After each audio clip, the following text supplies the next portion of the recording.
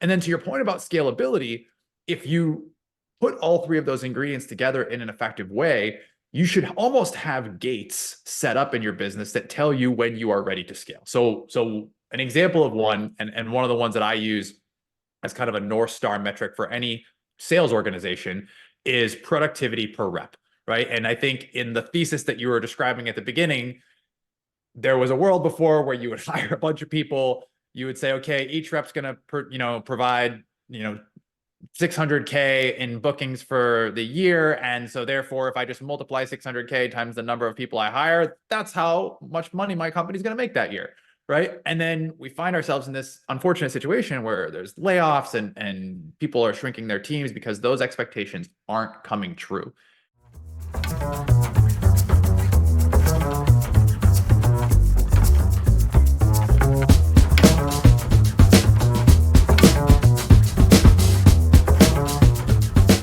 Everybody, welcome back to the RevAmp Podcast. My name is Mark Lerner. I'm your host, and I'm joined here today by my friend, Sean Lane. I'm going to give him the opportunity to introduce himself, but Sean and I have kind of been in touch and contact for several years now through different jobs that we've both been in, and it's been fun from my side to kind of watch your journey, and I'd love to hear a little bit more about kind of what you're doing today as well, and we're going to talk all about operations and some other interesting stuff. So why don't you go ahead and tell the folks at home a little bit about yourself, who you are, where you're from, that kind of thing. Yeah, absolutely. We'll do. Fun from my side as well too, Mark, not just on yours, I promise.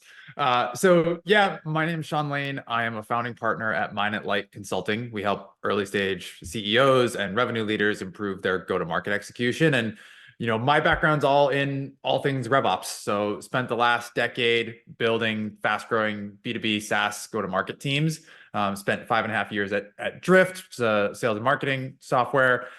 Spent 5.5 years before that at a restaurant technology company called Upserve. And so have seen the gamut in terms of growth stories, but also just spent a lot of time thinking about the processes, the tools, the systems that support those growing teams. And so that's what I'm doing today with my two partners at Minot Light. One's a former sales leader, one's a former customer team leader. And as I mentioned, my background's in ops. So between the three of us, we've got a pretty good chunk of the go-to-market spectrum covered, and excited to be chatting with you today.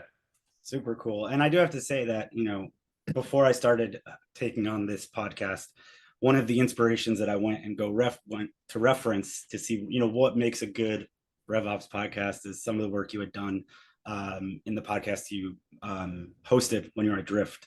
And so, I use that as a reference point as, what is good and how close Thank you to good. Thank you. It's still live today, still going. We've got over 120 episodes in the bank. It's still fun for me. To me, it's a very selfish way to learn and a great excuse to talk to smart people. And so, thank you for checking it out. We're still going strong. Yeah, I think anyone who does a podcast would say something similar, that it's just like a really nice way to talk to people that are smarter than you and learn from them. That's definitely been my experience as well. So that's been a fun realization.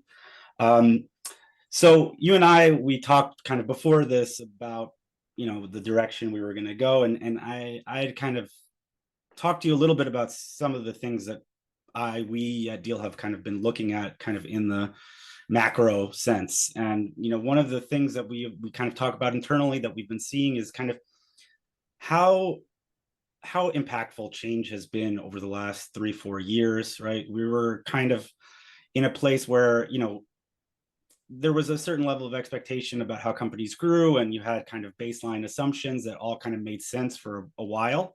And then we had COVID hit, and then that kind of, I think, sped up the pace of change, and I don't see that kind of reverting back.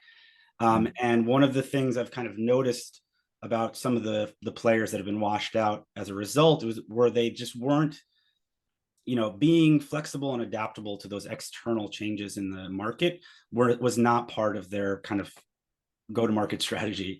They had a kind of fixed idea and weren't adaptable to anything. And so you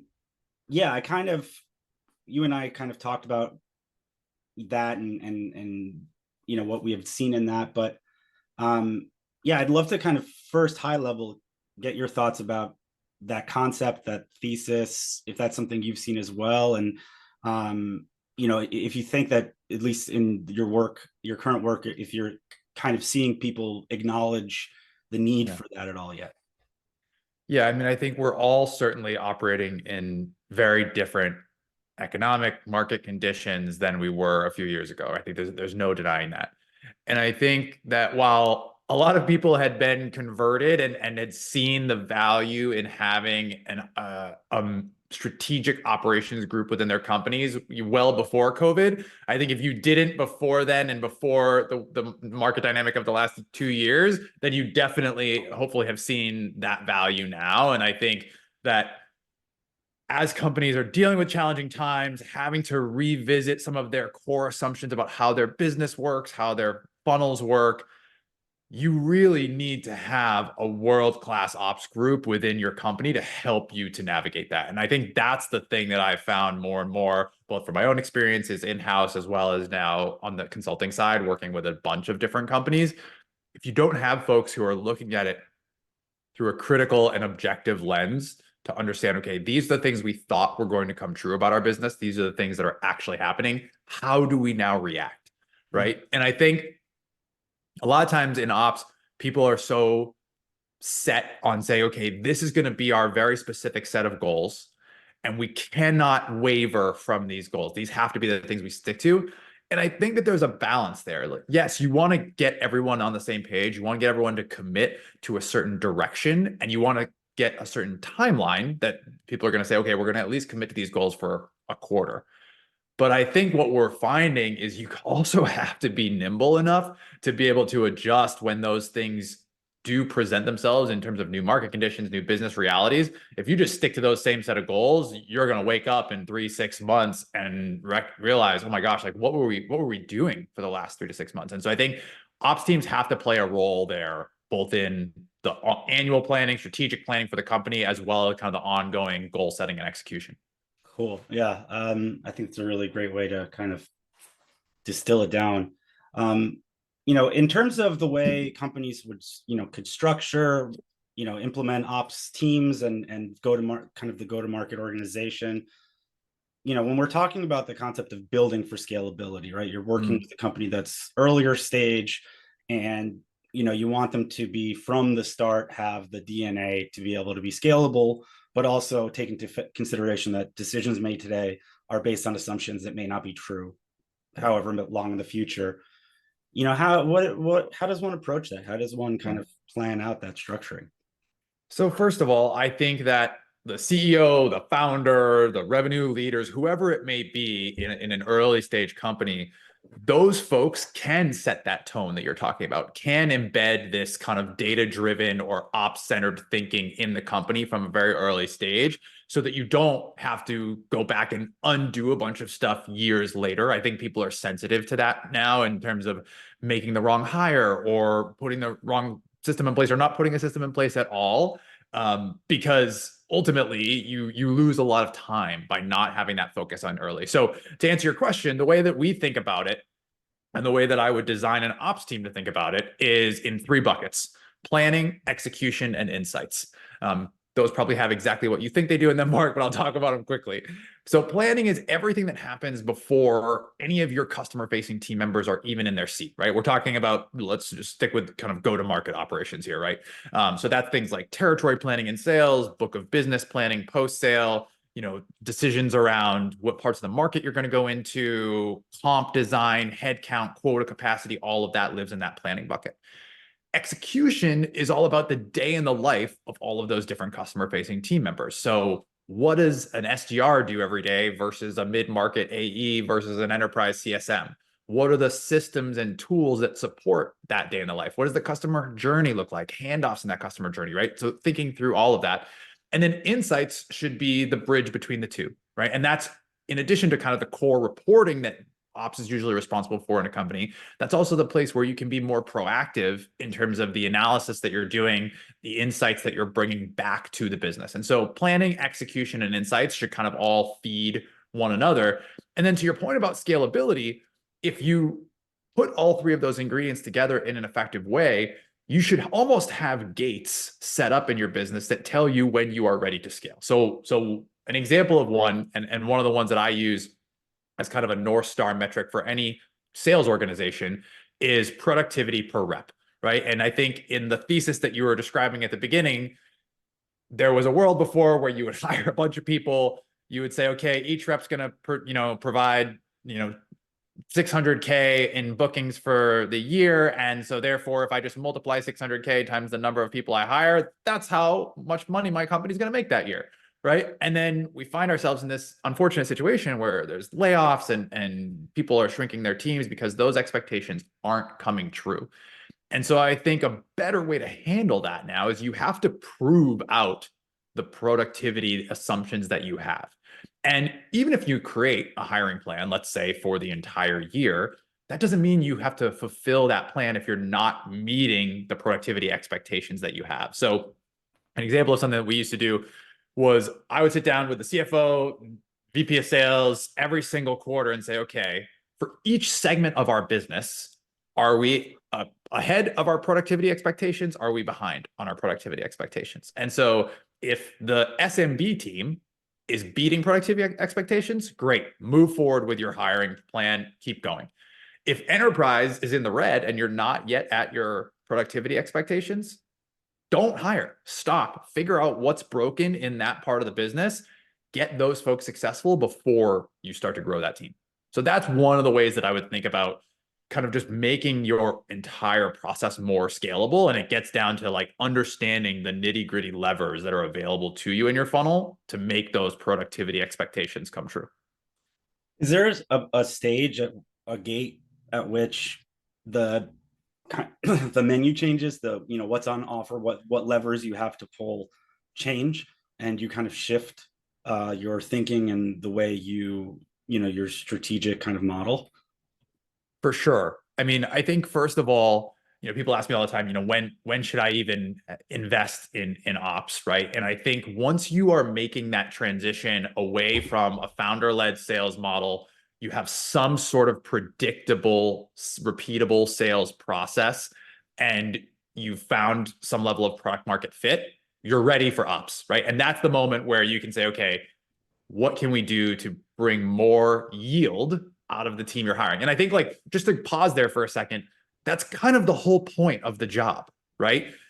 The whole idea is that hiring someone and paying a full-time salary for an operations person will yield you more dollars than the amount you're paying for that person, right? Yeah. That's something that I think sometimes people just take for granted. Like, oh yeah, of course, like I'm going to hire, X number of ops people.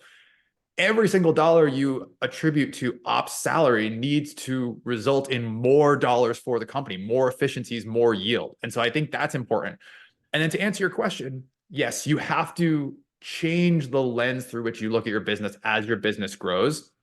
The way I like to think about it is you want to be careful to map the maturity of your company with the complexity of your systems and your metrics, right? So for example, if you're a super early stage company that is primarily an outbound driven business, you probably don't need to build a super complicated multi-touch attribution model for figuring out how your pipeline is driven, right? You're just not ready for that yet, right?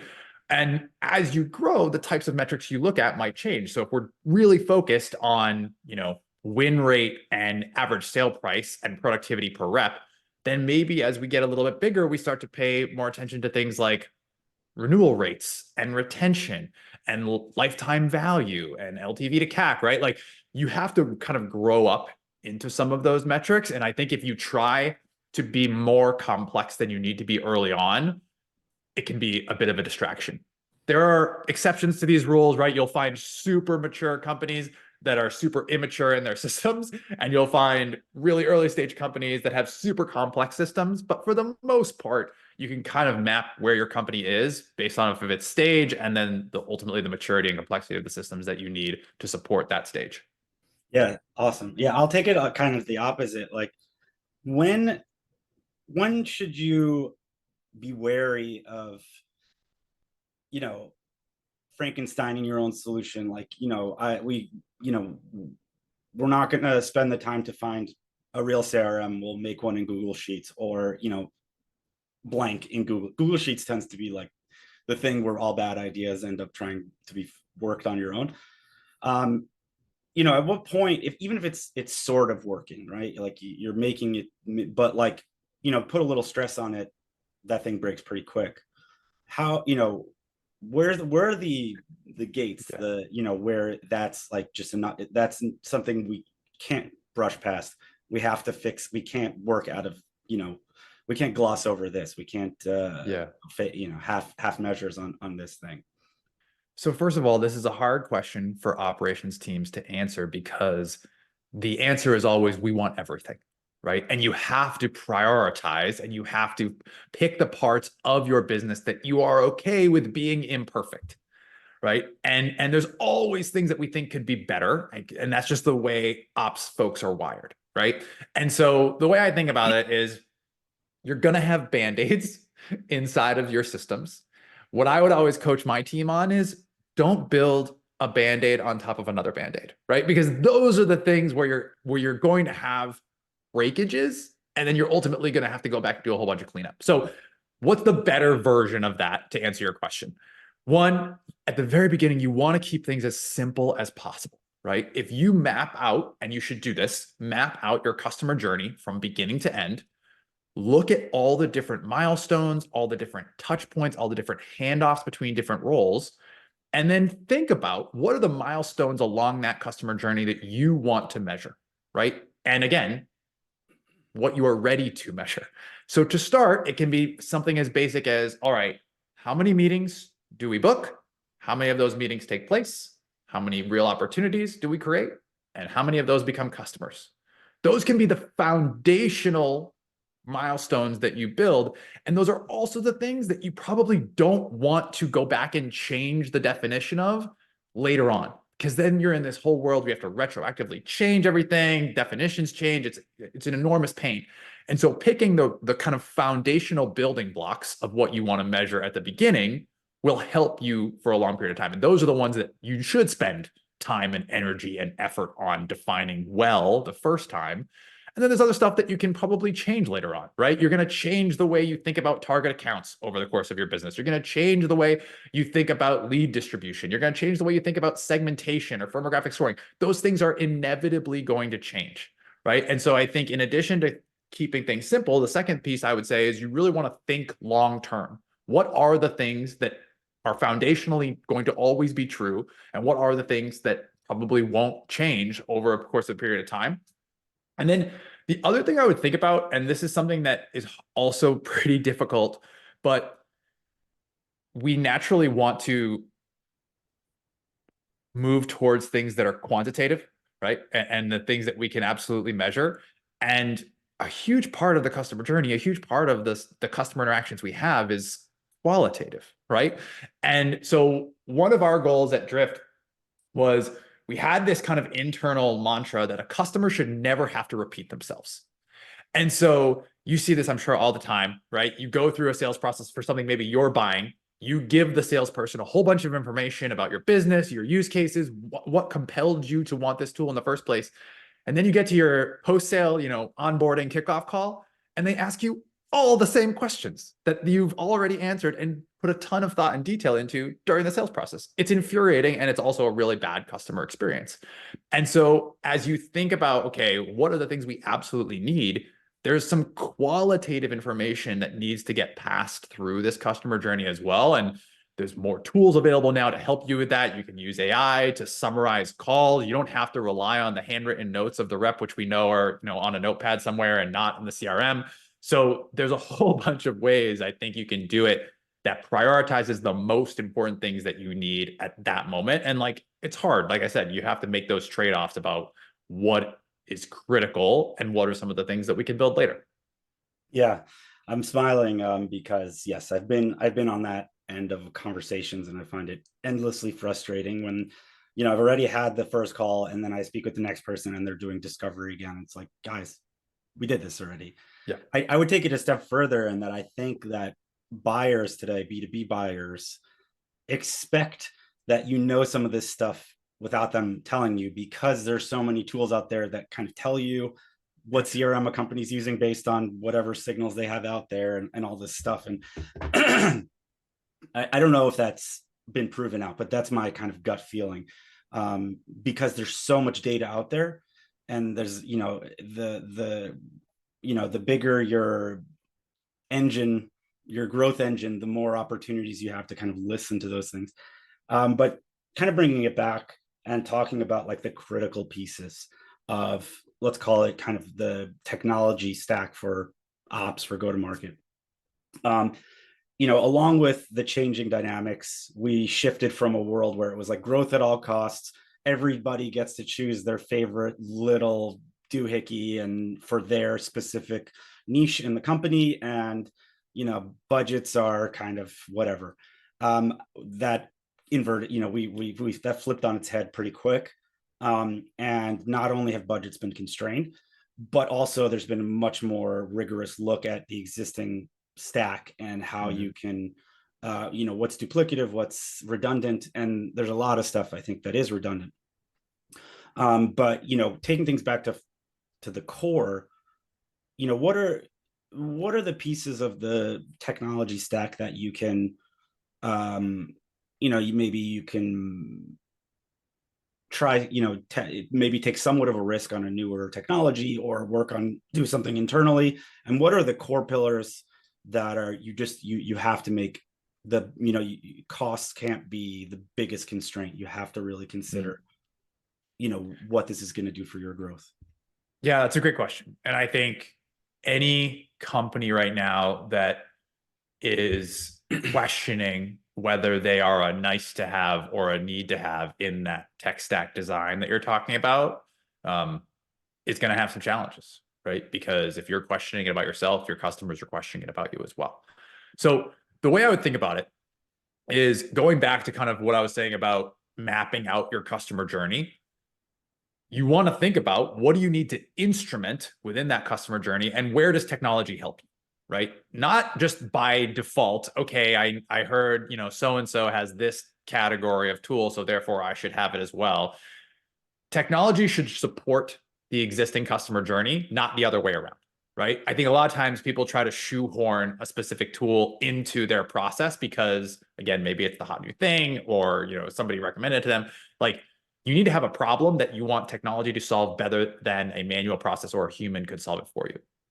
In terms of the stuff that's foundational, the way I think about it is across that entire customer journey, there are kind of two foundational components that should always be there and never change. The first is the CRM. Use Salesforce, HubSpot, doesn't matter.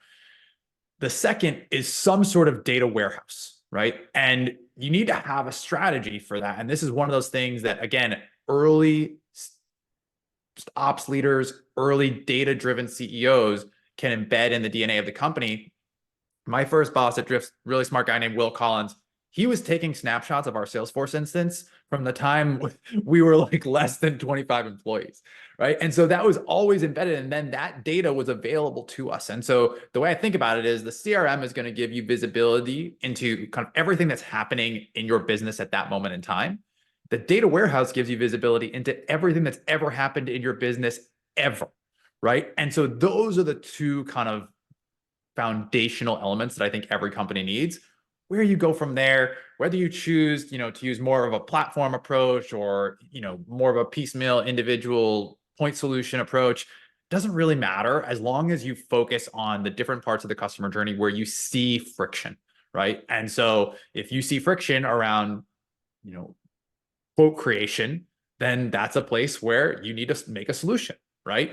That's the way I think about it. And then once you have those things in place, you need to also think about what might break, right? If you have a whole bunch of different integrations and tools coming together, something inevitably will break. And so you need to proactively think about, okay, how can we create some sort of alerting system for ourselves so that when something does break, we know by lunchtime as opposed to 3 weeks after it breaks, right? And so there are tools you can use to create those alert systems. Another thing that we do a lot is we help companies to create what we call a danger dash. Does exactly what it sounds like. It detects danger. And what that is, it's just a series of reports, again, throughout the customer journey that report on things that we would not expect. So let's say, for example, you have some sort of lead distribution tool in your stack, and any lead that comes in that has a behavior score greater than 20 gets distributed out to the team. My Danger Dash report would show me all the leads that are greater than 20 that have not been distributed to the team, right? And then it's really fast for people to go in and diagnose what's been broken and then ultimately take action. And so putting those foundational building blocks in place, anticipating where things are going to break, following along with what needs to be done throughout the customer journey, that's the way I think about kind of designing the tech stack right now. Yeah. And I would be remiss if I didn't bring up the, two letters that kind of is just ever present everywhere. Yeah. So there was I would say, certainly at the end, middle to end of last year, we were in AI. It felt like that scene in Being John Malkovich where he drops into his own, and everyone's just like Malkovich. That's how it felt like with AI. It was everywhere. As a company, we went to HubSpot Inbound. It was every session. I went to a Salesforce event in New York City. It was literally, Salesforce is now an AI company, according to them. So, I think that there were a lot of people that are scrambling like, oh, we need AI, and don't really even know what that meant. And my concern there is that some of the dynamics I saw play out with some other kind of flashy terminology without people really thinking critically, and then kind of change everything to incorporate it and realize it's really not the silver bullet. So how do people find that balance? And what does it mean to incorporate AI? Is it necessary? Is it So first of all, fully agree with you. Like, we've reached the point where it's time to move past the buzzwordy hype and into actual use cases, right? I actually really strongly believe that ops people are incredibly well positioned to leverage all of this new technology that is becoming available to us. And the reason that I say that is ops, like I mentioned before, was created in order to drive more efficiency, more outcomes, more yield through less people. AI is the exact same thing, right? And so if what your job is every day is how to create the most leverage possible for your internal audiences, you should apply that same thinking to the AI tools that are available to you. We talked about how do you maybe summarize AI calls, right? Like, that's a good way to think about it. Maybe you use it to help you build your next firmographic score based off of a whole bunch of data you have about your existing customers, right? Ops people, I think, are uniquely positioned to help do the work that they're already doing faster through the use of these technologies. And so that's the way I would think about it right now. I just had, speaking of my podcast, I just had Scott Brinker, who leads the ecosystem at HubSpot. He's the one behind those beautiful MarTech map graphics that come out every year.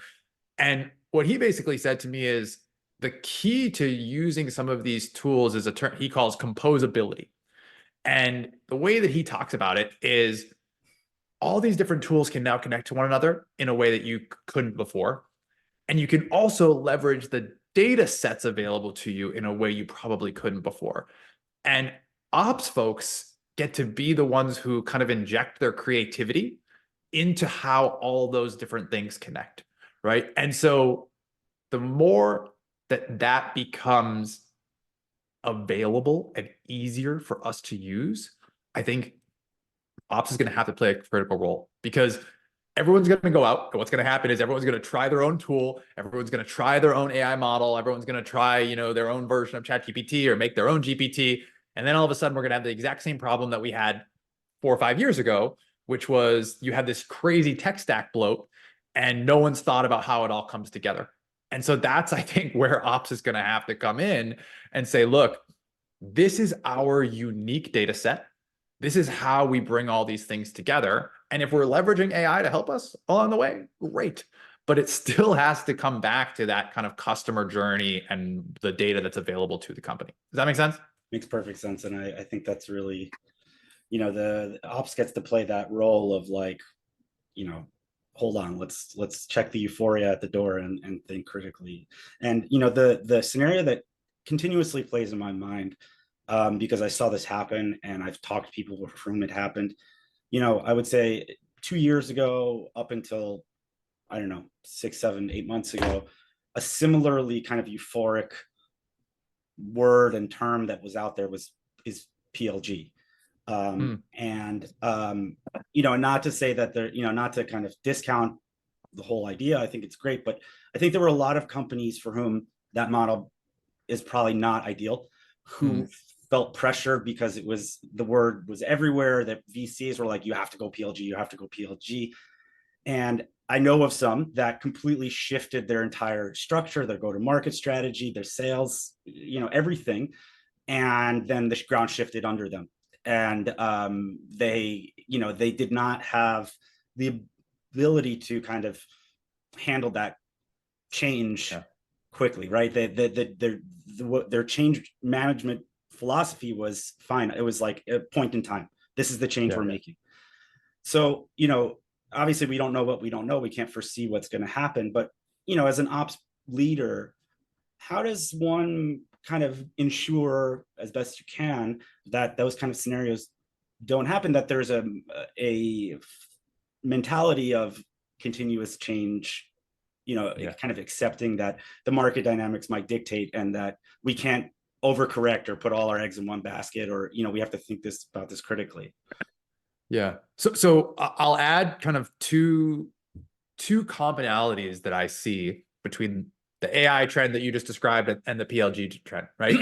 The first is something I think ops people can embrace about both AI and PLG is that it can challenge kind of all of our historical ratios and staffing expectations about how many people you need to drive X number of results at your company, right? In theory, both AI and PLG should make you more efficient. And so you shouldn't need as many people and as many resources to drive the same number of results. So I think that's kind of commonality number one. Commonality number two is what we were talking about around the data. If you are effectively using PLG within your business, you have this treasure trove of data about the usage of your product by some of these users that should indicate to you when you should insert a human being versus not, right? And I think AI will be the same thing. The proprietary data that companies have within their products will be their unique differentiator. And so to me, I think if you think about the capacity of teams and also the data underlying them, that those are similarities to me when it comes to both PLG and AI. And then I think really to answer your question, the mentality of the best ops folks that I've ever worked with is better, never done, right? You're never going to hit a state of complete, right? There's always going to be incremental improvements that you can make to a system, a tool, a process, or just the way your company goes to market. And so you asked about, how do you deal with ambiguity? The whole job is ambiguity. If you don't like that, you're not going to enjoy this type of job, right? You're not going to enjoy this type of work. But if you embrace that and you love and you thrive in those type of situations, to me, there's no better gig to have. So better, never done, and you won't be disappointed. Awesome. So as we round out our time here, because time flies when you're having fun, before we say goodbye, why don't you tell the folks a little bit about how they can learn more about what you're doing, consume some of your content, maybe some of your upcoming plans for that content? Yeah. Absolutely. So first of all, would love to connect with anybody on LinkedIn, Sean Lane on LinkedIn, connect with me and we can kind of continue chatting from there. Operations with Sean Lane is the name of the podcast, super creative title, but very also easy for you to search wherever you get your podcasts. And then if you want to work with us over at Minot Light, you can check out minotlightconsulting.com. So those are the places to meet me. Thank you so much, Sean. That's great. And I'm looking forward to hopefully having you back on the podcast in a few months. All right. Awesome. Thanks, Mark. Appreciate the time. Bye-bye.